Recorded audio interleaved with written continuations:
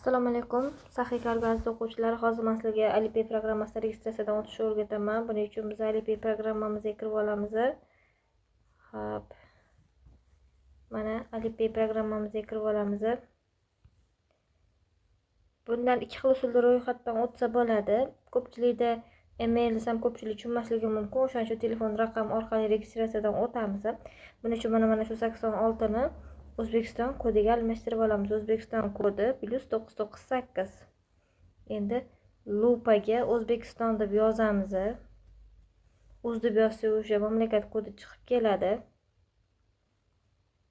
Mana chiqib keldi. O'zbekiston ustiga bosamiz va endi o'zimizning telefon raqamimizni kiritamiz.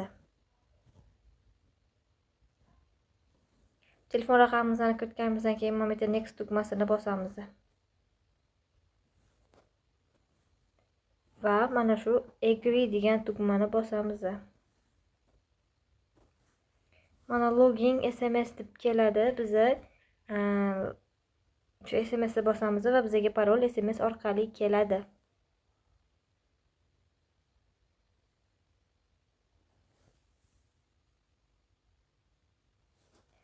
Xo'p, endi bu yerda tasdiqlash yakunlash uchun barmog'ini ekranda bosib turing deyapti. Bosdim. Endi telefon nomerimga kod keladi. Avtomatik kiritish kodini bosib qo'yaman. Kod o'zi avtomatik tarzda kiritiladi.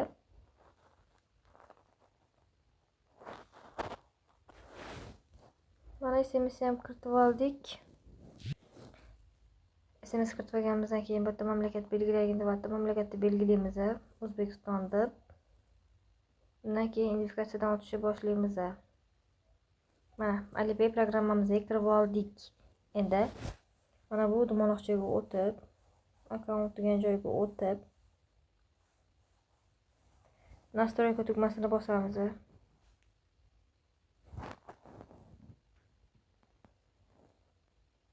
Va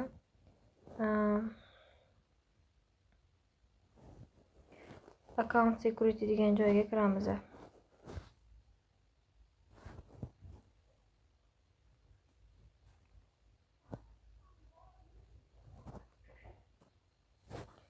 Endi identification information degan joyga bosamiz. Verify now deyapti. Mana shu yerdan biz verifikatsiyadan o'tamiz.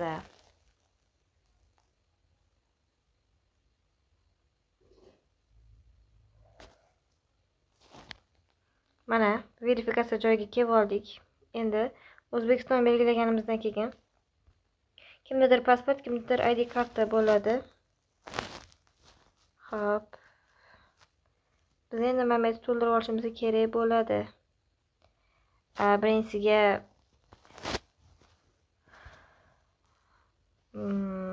mana bu yoqqa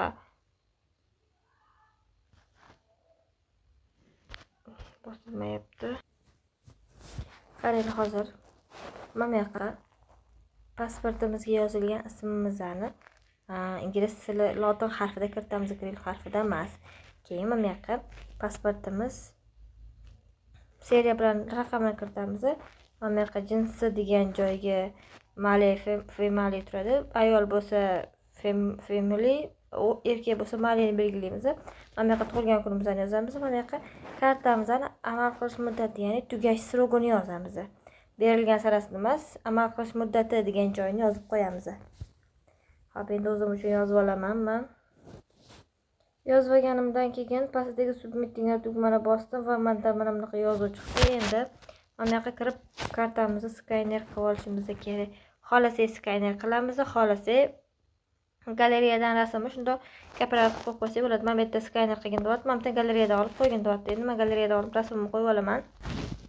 Mana pasport rasmimni qo'yib oldim. Va menda programma o'zi aylanib mana shunaqa jarayonga kelib qoldi.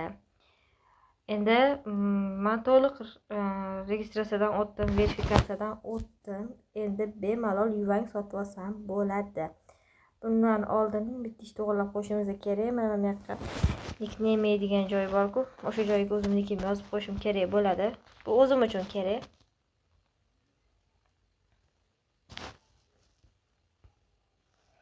Xo'sh.